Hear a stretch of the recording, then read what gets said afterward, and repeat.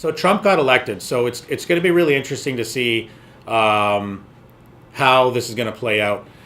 I've talked to some, really, really around the black guys, like guys with silver hair, my mentors, like people that are 67 years old and they're leaders in their industry and they're chairmen of boards, and you'll see them talking to me on a future video. But Trump being elected is interesting because what happened was a day after the election, the Canadian immigration website crashed.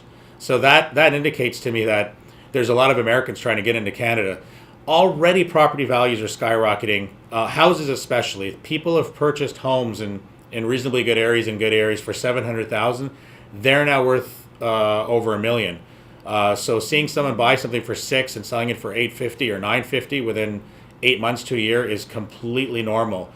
Now with this influx of Americans trying to get into the country, it's going to be really interesting to see what's going to happen. The other interesting point is this: because $1 million mortgages, like $1 million purchase prices, require a higher down payment, and you can look on my website to see the exact details of that. What's happening is the condo market now in the 700 to 900 and 700 to $1 million range is now of higher interest to those people who have a lower down payment but a high income.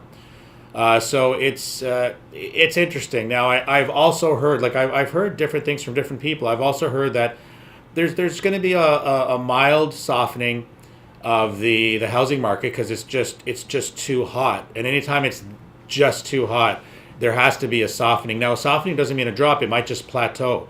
And with the condo market, it's a bit of a question mark. But here's another point: if you're buying a place and you plan on living in that place long term, even if the market fluctuates up and down, if you're living in that place and you're paying off a mortgage, then that will compensate you for any market fluctuations. So if you pay off your mortgage by 10% and the market drops by 5, you're still up by 5%. It's nothing to worry about.